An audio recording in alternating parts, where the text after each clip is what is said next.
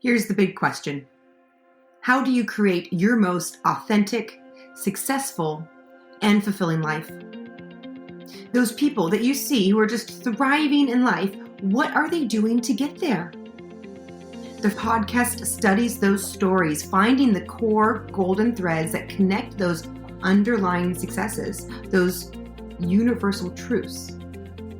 I'll be your host, Jolie Downs. Listen and learn as I talk with people over the age of 40 who are thriving in life about their greatest life lessons.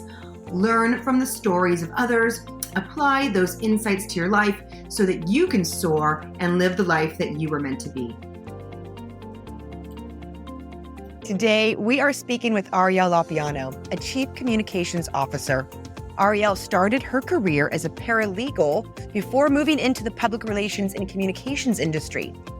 Having worked with companies such as Paul Hastings, Celent, and Earnity, Arielle has worked her way up the corporate ranks to Chief Communications Officer in the crypto industry. Arielle is also a woman and girls advocate, and along her journey, she founded a nonprofit that created empowering products for women, with all proceeds going to charities that support girls. I'm really excited to learn more. Arielle, thank you for joining us. Please, could you tell us a little bit more about your story and getting to where you are today? Thank you, Julie. I really appreciate it. Well, my story sort of feels like it has a dark beginning, but I swear it has a happy ending. So I think something that sort of helps frame my story is at a kind of young age, I was threatened by a family member with a I know, it sounds scary. With my baby sister. Uh-oh. What happened? So she wasn't that much of a baby, but she was probably 9. I was probably 12. And we were alone in the house and she was really angry at me. And she grabbed a kitchen knife. I was like, I'm going to kill you. Like really, really angry. It was like, like how when you're having a dream and it feels so real. Yeah. Sort of how it went. And I use that as a story to share with you because my sister actually had some serious challenges growing and was much later diagnosed with borderline personality disorder. Oh, wow. That must have been really hard as a kid growing up and not knowing and just having to deal with it. It was, right? So it was kind of like it was kind of like walking on eggshell my entire childhood. Wow. But the really happy ending of that is that it meant that I needed to learn how to survive in my challenging environment. Yeah. And when I look back on my life, I think that it helped me to thrive in really difficult environments and with really difficult people. Oh, right.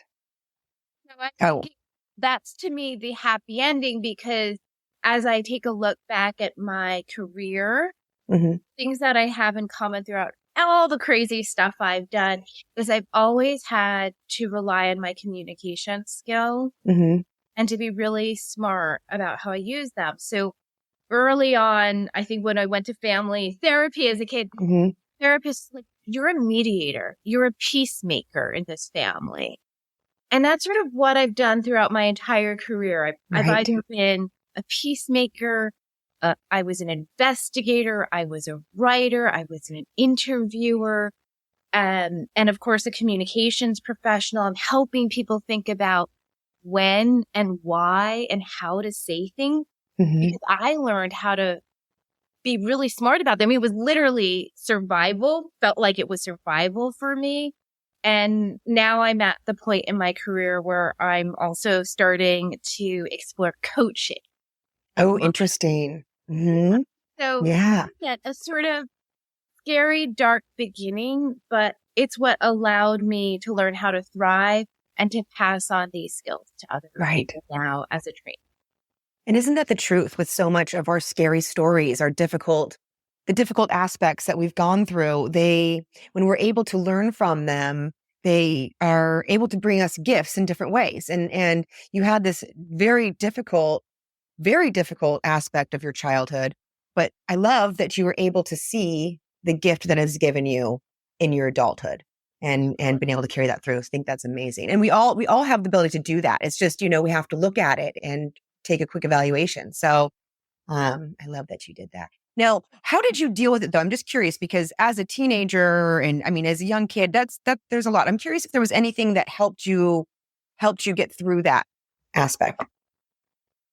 Yeah, I think that throughout my years, my friends were so important to me. It's not so simple, but it's really the truth. And I fell into a lot of leadership positions as a teenager in particular. I loved high school. I mean, kind of like, I wish I was still in high school. So you had the great high school experience.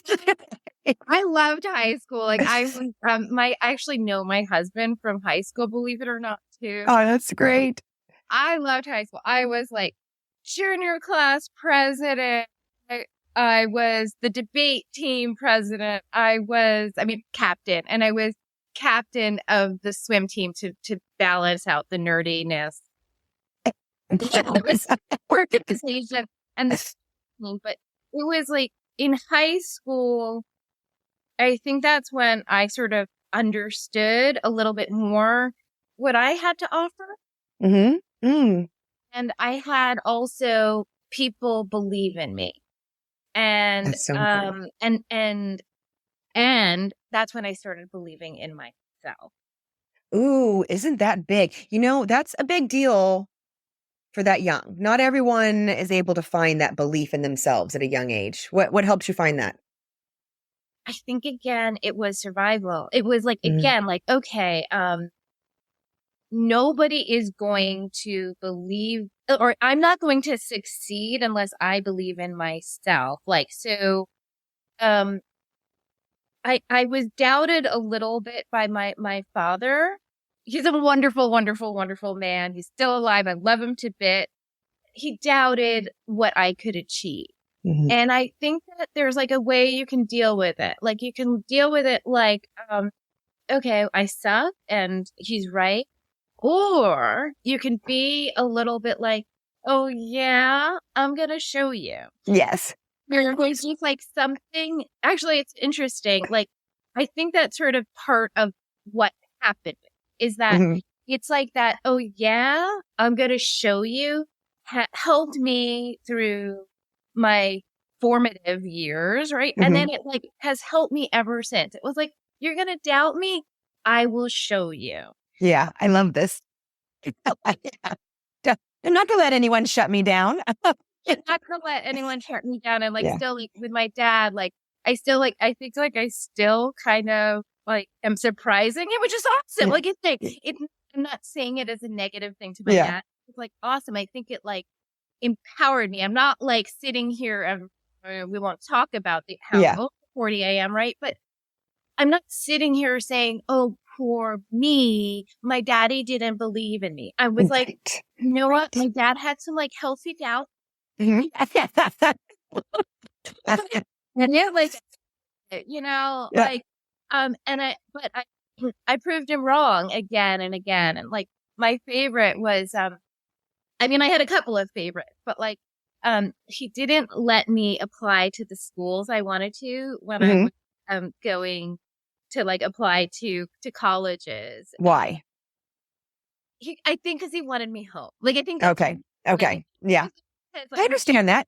Yeah. I mean, I think a lot of maybe your listeners might like resonate too as we have college kids and stuff. Like, he wanted to keep me home. He's kind of bribing me with a car.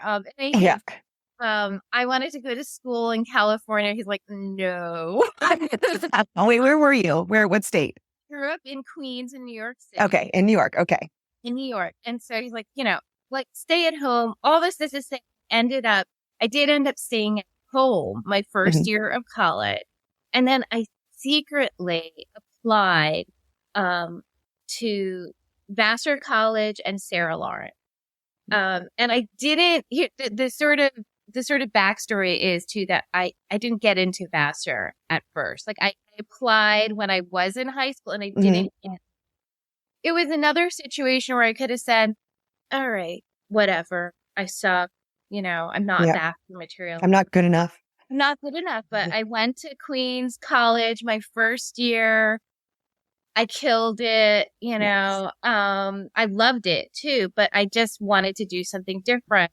I was like, I am going to reapply. Yes. And I'm going to reapply on my own, because my sort of story too was that I was forced to work with my mother on my essay. It was like my dad's like, you need to sit and work with your mom, and And she, so my essay became too much her essay. And so I secretly applied to Vassar College, as a freshman at Queens College, and I got in. And I applied to Sarah Lawrence, and I got in. And I was like able to go back to my parents and be like, I got in. I can feel that moment. And then I remember years later too, when I got into Columbia for graduate school. I think I almost gave my dad a heart attack. I actually I remember I can go back to my house in Queens and remember the sort of setup. That's great. I mean, you sound like you had your head on straight for a high school and college kid. But I'm curious. I mean, we all learn so much as we grow through the years. Is there any advice that you would give yourself now, knowing what you know now, to your high school or college age self? So it's such an interesting question, because the honest truth is that I feel like, I don't know how sad this sounds, but there was some spark in high school. So I loved high school me. So I think if anything, I'd be like, don't let anybody extinguish your spark. Ooh, that's good. Yeah. I feel like if anything, high school me was awesome. And adult me kind of got, I don't want to say less awesome, but it was just the world started getting me down. It's covering you. It's all these layers. Yeah. So I think there was so keep the spark alive, I'd say, to young, nerdy debate team. Personally, I think debate is the most important thing that you can take in high school. This is my own personal opinion. I made my first son. I'm trying to make my second son, who is absolutely fighting me. But I think I have an 8th grader who's going into high school, and I went with her to this sort of high school career, whatever, fair, high school fair. And the debaters were there to recruit her that. Yeah. Well, it serves you so well in life, right? I mean, your communications, look at how your communications have served you. I mean, you are in a job that specializes in communications. However, that communication experience, I'm sure, serves you in every aspect of your life, I would imagine. It is. So, if I can be a commercial to your second son for debate team, I can honestly tell you that I feel like it's probably one of the most impactful things I've done with my life, being awesome. on the debate team, and I joke that I've never given up my role as captain of Well, it teaches you how to express yourself and get what you want, really, I mean, and it really does. Yeah. That's what we all want. We want to get what we want. So learn how to do that. So now you started in the paralegal industry and then you went into communications. What happened there? What spurred you into a new direction? Yeah, so it was a little bit of a circuitous route, I would say. So I was interested in becoming a lawyer, or my dad was interested in me becoming a lawyer. I think a lot of people might resonate with that too. I should add too, I'm a nice Jewish girl, which sometimes gets covered up by the fact that I married a nice Italian boy. It's just so much a part of Jewish, in particular, it feels like New York Jewish culture. I'm a doctor or a lawyer. Gotcha. I had very professional, intellectual parents, so I was pursuing looking into law. Mm-hmm. And it was apparent to me very quickly that it wasn't my thing. I went on to become, of all things, an investigator of police. So wanted. Interesting. How did that happen? I was recruited, like it was. Okay. Yes. So I was thinking about, back when you were young, like you got recruited for Yeah. things too. And that was amazing, like an absolutely amazing experience. Then I actually took a little hiatus to help my sister who was going through some tough times again. And then I went back to graduate school and I studied international affairs. I thought I was going to become like a diplomat. That was that was at one point my Fascinating. thing. 9/11 occurred during my time Oh, wow. at graduate school. That changed my life view a little bit. Yeah. And you were in New York at the time, right? New York. Yeah. It was, I was in New York at Columbia. I mean, we could smell the smoke at Columbia. Wow. We could see the smoke. And it just changed. It changed how I wanted to spend my life. I went from thinking that I wanted to live abroad to being like, you know what, maybe I'll stay closer to home. I wanted to be close to my family. Yeah. So, and then of course the world too changed, the economy changed. So, I ended up out of school becoming a reporter.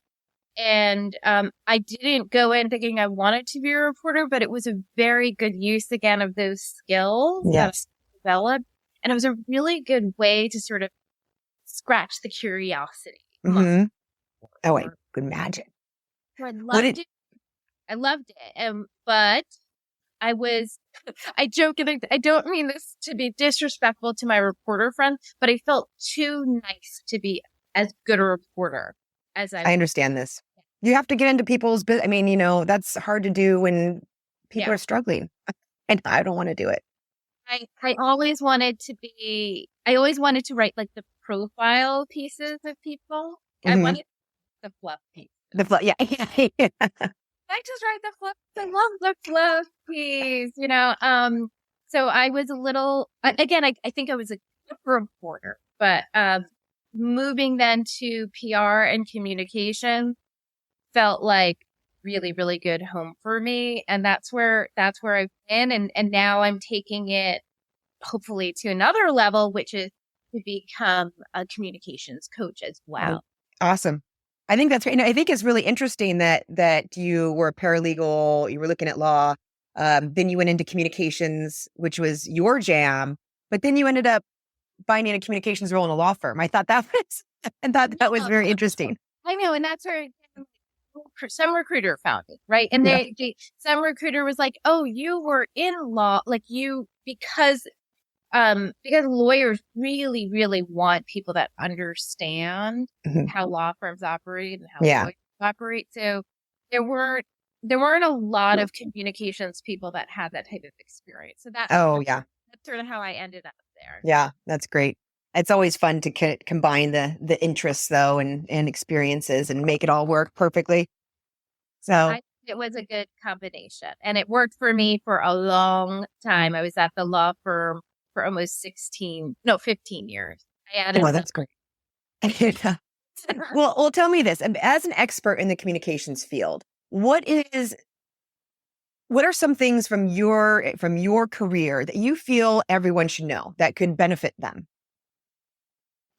Yeah. I mean, I think that, the thing that I'd like everybody to know is that we're all a little messed up and we're all a little scared and that it's okay. So, when I think of, let's say, some of my greatest success stories, I think about a very impressive executive that I dealt with who's like, I don't want to talk to a reporter. I don't want to do that video. Yeah. I don't want to do that speech, not interested. Yeah.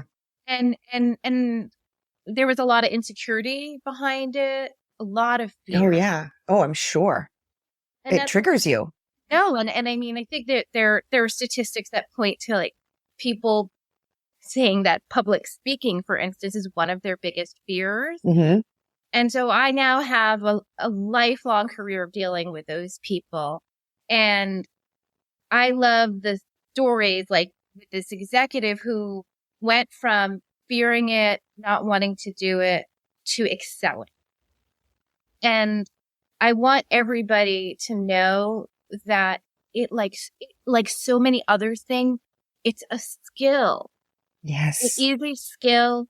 It can be learned. And it Yes. can be learned from multiple standpoints too. So for instance, I think for a long time, for most of my career, and arguably since high school, I've been looking at communications as messaging and delivery of that message. As an adult, the thing that I've been looking at is also mindfulness, and it sounds corny. Oh, no, I agree. Yeah. So I became a certified mindfulness Yes. over the Great. past couple of years. And so what I'm now doing is trying to bring the mindfulness together with the communication expertise. And when you take those two things and you put them together, I really honestly believe that anyone can get up in front of a room full of 300 people and deliver their message effectively. It's just some learning and some work. Yes. Oh, this is such an important message. Thank you. That's really, really big because it is true. It is all learnable. And I love that you're using the mindfulness. This is actually something that I've been doing training myself on. And it is incredible how it can shift your focus from whatever's happening in your head just to being right there in that moment and giving you the ability to move forward with whatever it is that you're trying to move forward with. But yeah, I think mindfulness is like a superpower, and I agree. am so thankful to have it in my life. I wish I had it earlier, but hey, I got it now. Yeah, I completely agree. And thank you for that message that this is something that we all deal with. That is so normal. I mean, you're dealing with all the CEOs, these, high level executives. They all feel the same way. We all, I mean, I feel yeah. We all. I mean, I've written about this myself. I mean, I constantly talk about how I'm still dealing with my own imposter syndrome. I mean, some people don't like imposter syndrome, but like I'm dealing with my own insecurity. Yeah. And I am shy innately. I'm shy. I mean, I worked at this, Yes. Yes. It's like, if somebody has a six pack, it's usually because I worked at this. Exactly. And the thing is you don't seem shy. And I am shy as well. And people always tell me, oh, you're not shy. I'm like, no, I am shy. I've just trained myself how to, right? Yes. Yeah. Well trained. Yes. Yeah. And that's the message, is that you can train yourself on anything that you want to do. Yeah. So even if you're shy and you want to be outgoing, you can train yourself on at least tactics to help you. Exactly. No, and that's like I'm really excited to start helping people some more with that, and like holding their hand and trying to like help them to conquer these fears and get their stories and their message out, because so many people have things to offer. Oh, yes. That's very worthy. Very, very worthy. So, you shared some of your success. What about challenges? Have there been any big struggles that you've had to deal with later in life? I mean, how much time do we have? Okay. We all have struggles. Yeah. What are you willing to share with us? Yeah, that's a lot of struggles. I think that, again, I'll tell you like a short story that I think is one interesting professional struggle that might also help people think about communication. So early on, when I was working at the law firm, I was super, super eager. I think that eagerness is both, again, a blessing and a curse. It's like one of those weird things, right? So I super, super, super eager, was writing to a very important lawyer at the firm about an opportunity to work together. And I was like so eager to like take this guy and turn him into a star, in particular because he was from a very interesting field, and a field that married well with what I had written about as a reporter. And I very clearly remember going to his office. He was out in LA. I was visiting, and I went to his office and, knocked on the door and said, hey, like super excited, like, Arielle, and you may have gotten an email or something from me, and I wanted to see if you had like just 2 minutes to connect. And he was sitting in his chair working on the computer, and he kind of like turns his chair around and then like looks at me and says, "I know who you are. I got your message, and I'm too busy to talk to you." Oh, I'm okay. not, no. Thank you. I'm not. Until like just, it's like one of those moments where you sort of like turn back into like a 4-year-old. Yeah. I felt like 4 again. I was like, oh, and all my daddy issues too, by the way. Daddy doesn't. Yeah. But the lesson to me in that is that I am super energetic and eager and excited. And that's awesome for some people and not for everyone. And so like taken me a really long time to realize that I'm not for everyone. And that's always been my challenge, is like accepting that, right? Mm-hmm. Like I've always been a sort of off the charts people pleaser. Mm-hmm. And I know that sounds strange to sort of talk about. Not at all. Okay. It just feel like, not like, it's not like an obvious struggle. But it really is a struggle. It is a struggle. Yeah. Mm-hmm. I understand. Yeah. It causes a lot of issues that you don't realize are happening. And you think that you're doing something good, but you're actually hurting yourself and the relationship. Exactly. So, sort of, I joke about being like a recovering people pleaser. Me too. I'm a people pleaser, like I just like, again, it's been a real struggle for me. And then dealing with the disappointment that result, like that's on the other side of that. And like all the internal garbage, mm-hmm.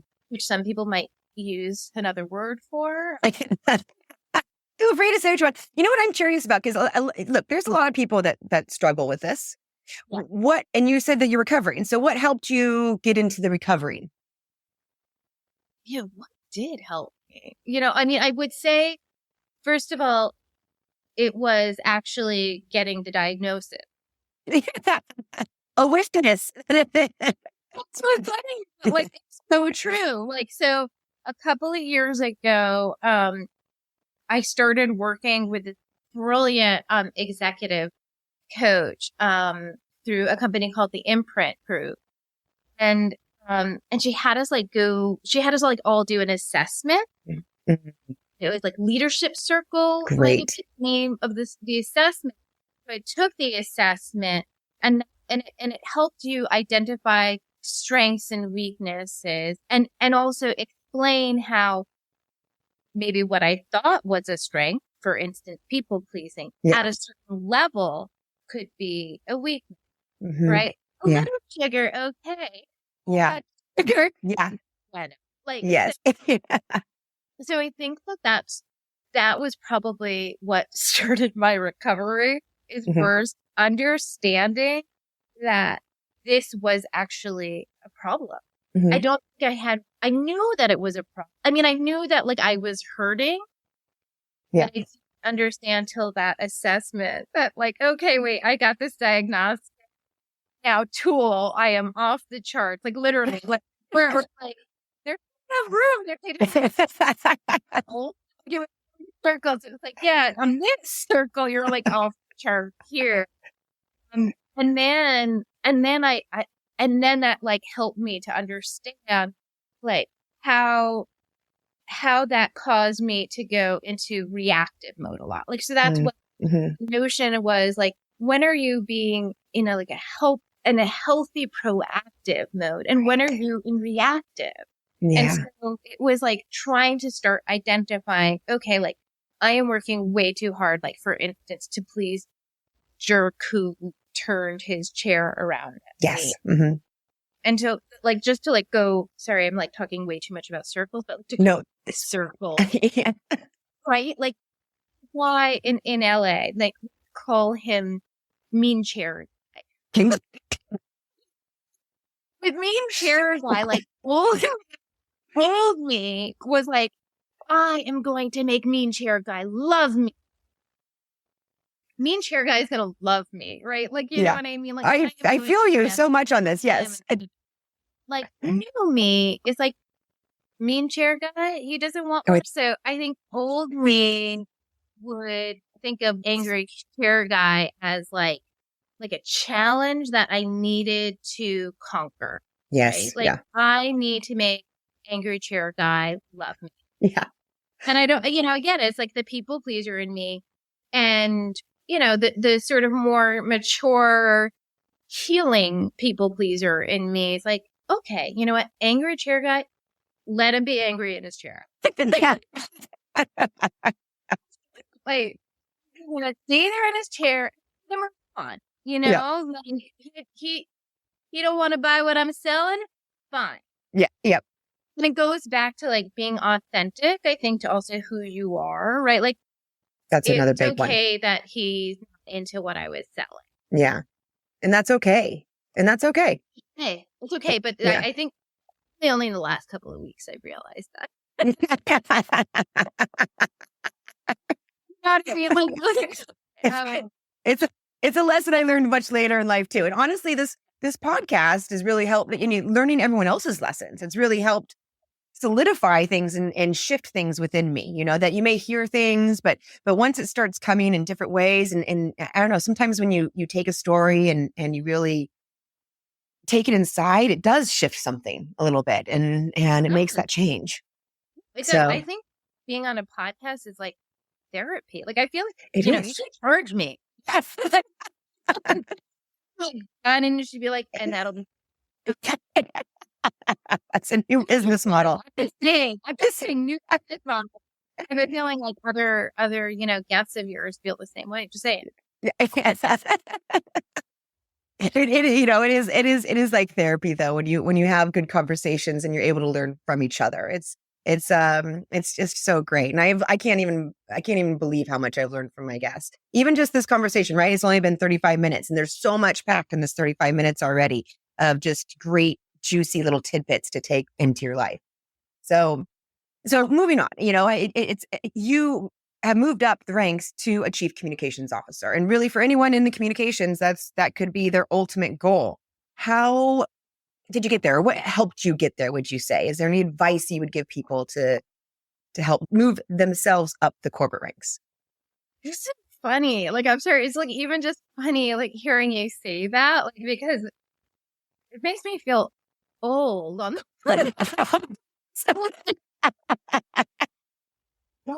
am I just that's right. No. It's like, God, go back to my husband after we're done and be like, me, like,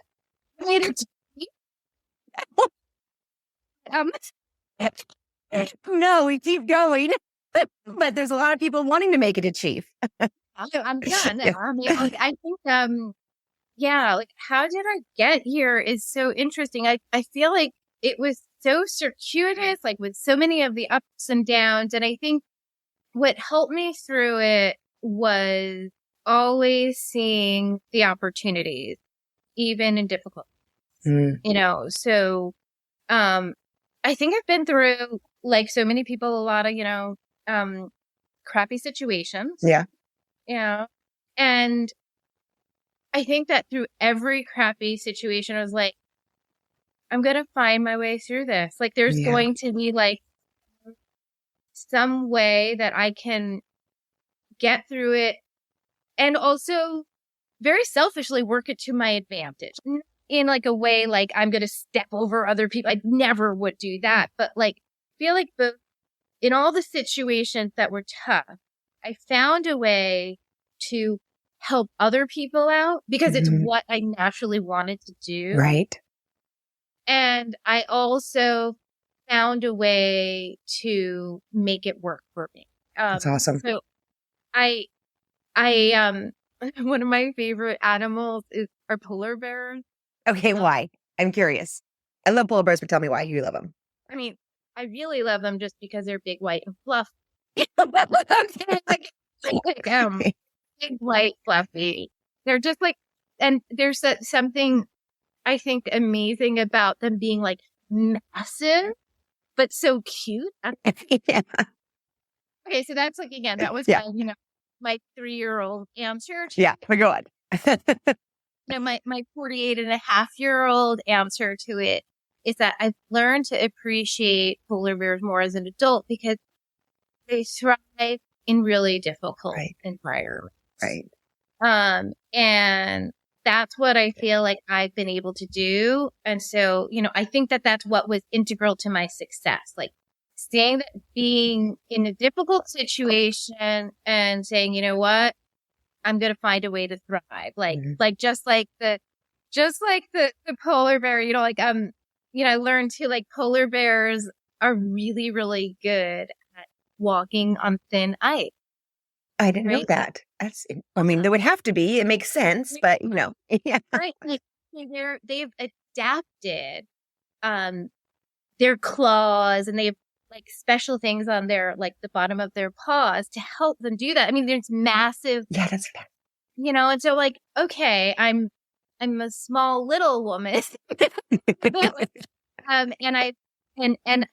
I've had to I have the opposite problem. I've had to make myself big, right, in my world. Super tiny. I'm like this big, Jolie. I'm like, okay, like, I can say on like a podcast, but like, imagine, like a little Lego. I'm really short too. So. Yeah, I'm like so tiny, and everyone goes, you sound tall. I had to work to make myself big, and I had to work to be okay with who I am, and I'm still working on.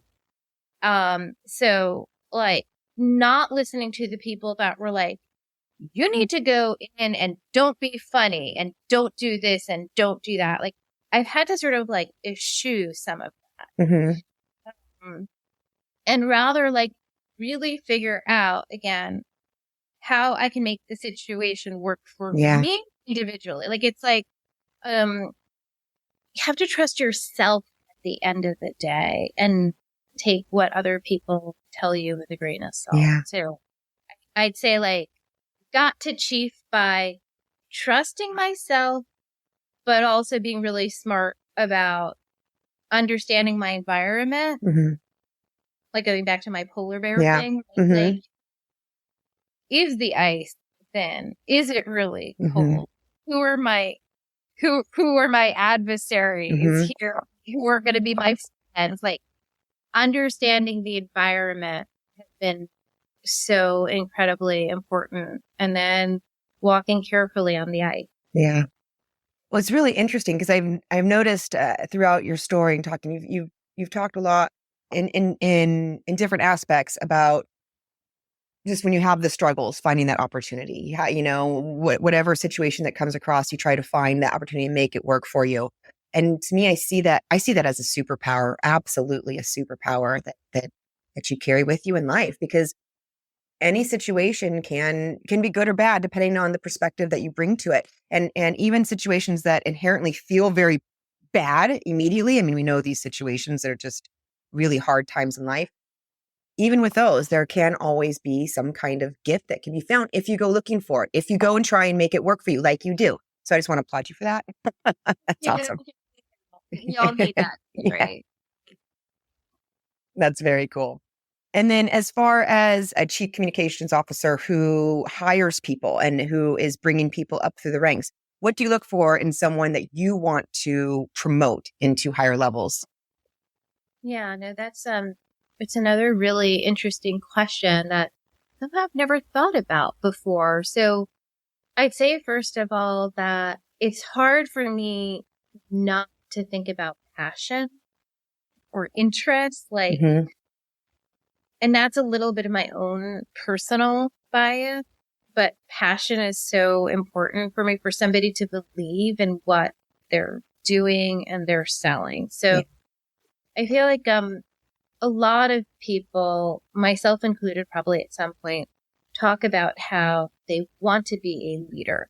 And it's a very common thing with, I feel like a lot of people say this about millennials, but let's be honest, I think it was probably true about many of our contemporaries too. Like, I want to be a manager. I want to be a director. Yeah. And what I'm looking for are the people that are not wanting to do that, are already doing that. Right. And you know, it's already like part of how they're behaving day in. Yeah. Yeah. You know, taking care of the people around you is, to me, part of that. Right. And so important. So I'm looking for people that are already acting like a leader. And to me, that's not, like, it's bossing people around. You know, look at how great I am at doing this, which is what, unfortunately, a lot of people think. Yeah. Yep. But the people that are like coming to me and saying, you know, Jackie did an amazing job on this project, and I'm wondering if we can include her in this other thing that we have. Or, you know, hey, have you thought about, you know, maybe we should really include like Jill in this call that's going on. It's like there's little things like that when people are reminding me that I should be including others. Like that's what I'm always paying attention. I also really appreciate leadership, because we don't remember everything. And I've got a person worse at that. Right? I think we can all relate to that.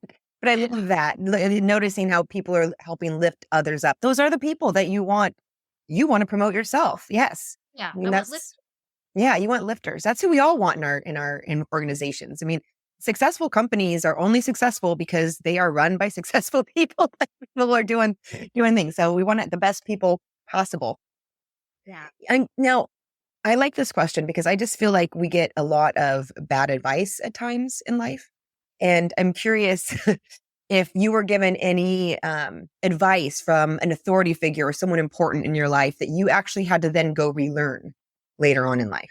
Well, fortunately, yeah. Yeah. When I'm still upset about it. Like I think like you asking it, I'm getting upset again. Because I had a boss who was a micromanager. And I realized that she was a micromanager at the time. But the problem was that I had a team and that she wanted me to micromanage my team for her. It was like, you know, like a sort of like micromanaging like cascade. Yeah, no, I cannot handle. Yeah. And I still feel so bad to the people that worked with me during that period of time. And I think I've apologized to a couple of them too. That's awesome.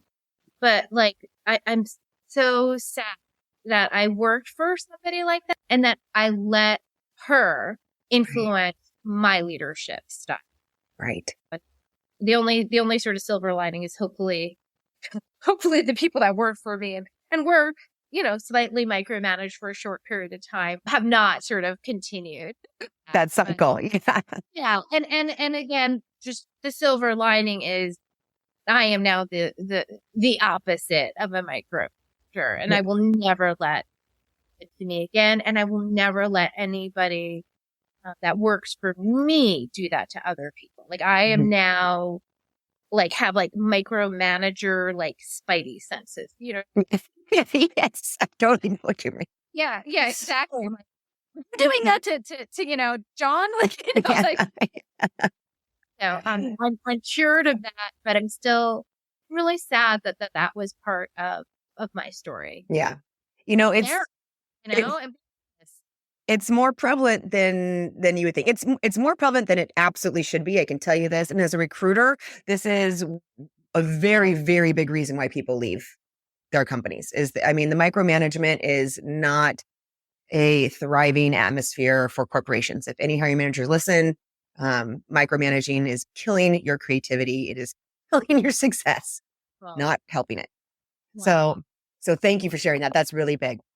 Now, I'm curious because you mentioned that you were thinking about coaching. Are you going into coaching? Is this something like if people are listening? I mean, I'm here. I'm with you. I'm doing it. I'm saying Yes. Fantastic. You guys heard it here first. Arielle is going into coaching. So if you're looking for some executive coaching, this is your woman. She has been doing this with all of the executives. She's been through all of the things. Yes, I'm really excited for you. I think that's going to be amazing. So is there been any kind of book or talk or video, something that's really impacted your life that you think other people should read or listen to as well? I'd love to like sit here, like the sort of, the media trainer in me, right? It's like, tell her about reading my novel. That's impressive. But like a Yeah. But the reality is that,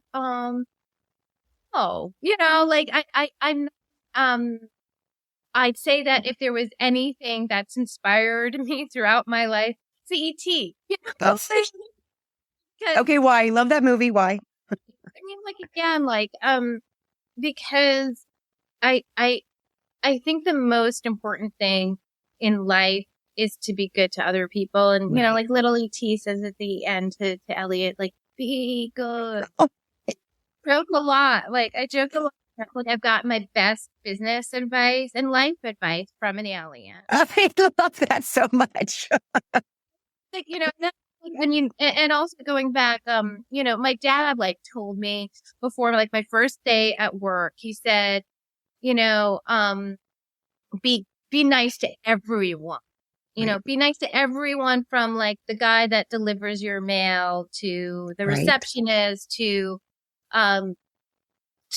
the people that, are working in C-suite. And that served me really, really. And yes. I just feel like if everybody did, how much better would our world be? So everybody amazing. Watch E.T. And be good. So very, very humble, simple advice. I love it. It's my favorite. Thank you. And so wrapping up, last question. What are you sure of in life? Again, these questions. I feel like there should be a tissue box here provided for me. I am sure that things that matter are so small yet big, right? The things that matter at the end of the day to me are my family, being loved, having fun, and not LinkedIn. Whether I wrote a book or not, although it's awesome that people are writing books, you included. But at the end of the day, it's the simple little thing. Right. Thank you. I completely agree. Arielle, this has been so much fun. Thank you for joining us. Thank you so much for having me. I loved talking with Arielle. There were so many gold nuggets throughout our conversation. Right away, Arielle shares that she had a difficult childhood. She grew up in a volatile environment with a sister who was undiagnosed with a borderline personality disorder. She grew up feeling as if she was walking on eggshells. And she had to learn how to rely on her communication skills to strategically deal with the difficult people in her life. Now, what I love is that Arielle took this difficulty and what she learned through these experiences and applied it to her life moving forward, using her strong skills of communication and in dealing with difficult situations to help her rise through the ranks to Chief Communications Officer. The ability to find an opportunity in every situation, it seemed to be a recurring theme for Arielle, and I would venture to guess is likely one of her other personal superpowers. This ability to take whatever situation you have been given and figure out a way that you can learn from it and then turn it into your advantage is one of the key golden threads through all of the stories of people living their most successful lives. This is a lesson everyone can learn. With whatever you're dealing with right now, ask yourself, what can I do to make this situation the very best thing that has ever happened to me?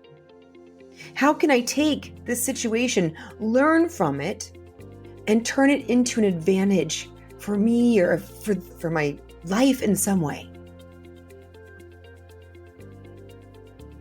Learn to look at situations as neutral, even if they're scary or feel bad, and then ask yourself, what good could possibly be here that I cannot see? It is your job to find it.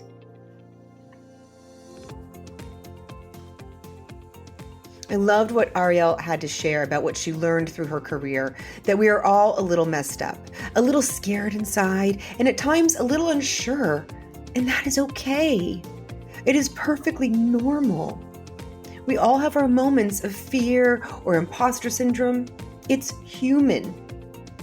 These thoughts, the ones that I'm not good enough or why should I even try, while normal, they're not, right? Take the example she shared about working with one of her CEOs. This person did not want to talk to reporters. They did not want to make videos. They did not want to make speeches. There was a lot of fear and anxiety around putting themselves out there in that way. Totally normal. Anything new is going to feel uncomfortable and scary. The only way to make something comfortable is to keep trying. Everything is a skill set that you can learn. Arielle taught the CEO this skill set, and eventually they were excelling, talking with reporters, making videos, speeches were done comfortably and confidently. This person is not better than you. They are you. They simply had a good teacher who set them on the path, and then they practiced. And you can learn this too. Whatever skill you want to learn, you can learn. Just like Arielle trained herself to appear confident, even though she's very shy. People never believe this. I mean, I did the same thing. I was always a shy person around people that I didn't know, but heading into college where I knew not a single soul, I knew how to put myself out of that comfort zone. So I actively looked up tactics to meet new people. I would write down questions I could ask strangers to strike up conversations. I literally treated this goal as research and then applied that research. And I've done this at multiple stages in life. Each time I've moved to a new town, a new plan was rolled out on how I would go about making friends. And once the plan was made, I would stick with it even if I did not want to. There were plenty of times I did not want to go, I did not want to show up, but I would make myself over and over, making the effort until that faking it became making it. And it has worked every time. I have found wonderful, amazing friends in each place I've landed, and none of them would believe me that I'm shy. You can do the same. Think about your personal passions. Find a local place that offers what you're looking for and then keep showing up week after week. Force yourself to connect with at least one person every time you go out. Have a question ready to use to strike up a conversation with a stranger. Simple options are, do you have anything you're excited about coming up in your future? I personally love to ask people what they're excited about. Or what is your personal passion project? Always fascinating to learn about. And studies show that being seen over and over, even if you don't interact in any way, actually makes people have a bias towards liking you. So just by showing up, you're making a good impression. Anything can be learned, even making friends. Now, I completely related to Arielle's experience as a people pleaser. I too am a recovering people pleaser. And this is a big thing because as a people pleaser, initially you have this belief that it's a good thing. You believe that what you're doing is helping others. You believe that you're helping your relationships. You believe you're being a peacemaker. But in reality, it's only hurting you and it's hurting your relationships. And we all have different parts of our personality that we have adopted long ago as a coping mechanism without fully realizing what we were doing. Because we were young. You were a child when you developed your subconscious coping mechanisms. But being able to recognize the behavior that is sabotaging you, as Arielle shared, that awareness, that changes everything. And this could be for any kind of sabotage that you may be having, not only people pleasing, but avoidance, control issues, overachievement needs, hyper rationality, hypervigilance, restless energy, a stickler personality, or even the victim persona. We all have a mixed bag of these, but becoming aware of them and deciding to consciously make shifts in the way you act will create the most positive of changes in yourself and in your life. Free yourself from your own subconscious traps. Now, you can take a test and you can learn more about your saboteurs at positiveintelligence.com/saboteurs. There is a free quiz that you can take there that will teach you about the habits that are likely getting in your way. It is eye-opening and impactful. I highly recommend, and I will include a link in the show notes. Now, Arielle shared that she feels her greatest superpower is mindfulness. And she has managed to incorporate that into her teachings when working with executives. This is incredibly smart and powerful. Mindfulness is useful in all cases, even the most extreme.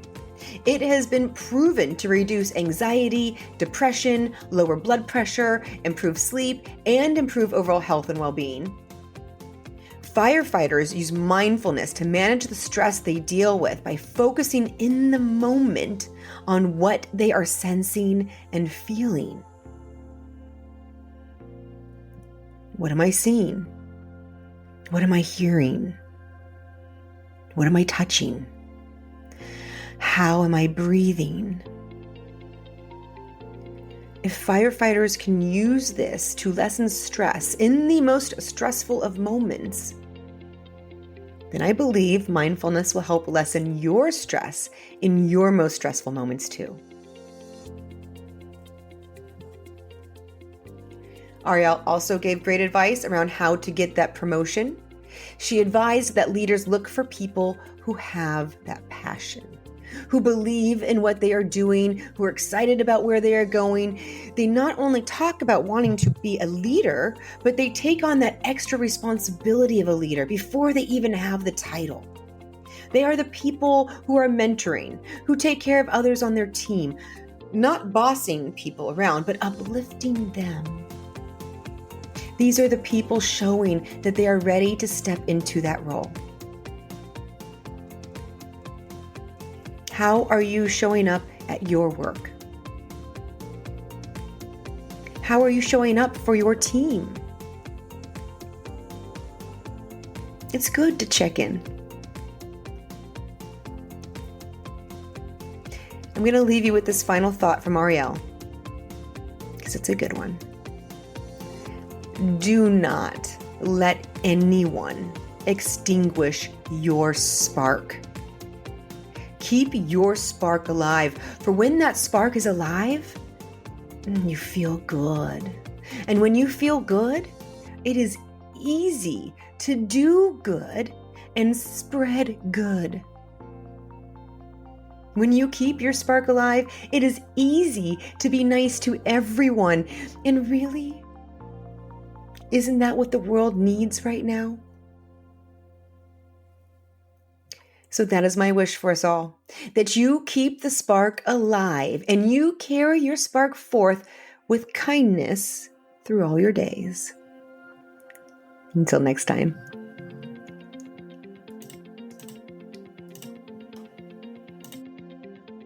Thank you, friends, for joining us. If you enjoyed the show, there are many more episodes and messages like this that can be found on the Thriving After 40 podcast, formerly known as the Fresh Blood podcast. Please give us a like, leave a comment, or find us on social media. You can even join the Thriving After 40 Facebook group and feel free to share your own insights to help others grow. Until next time.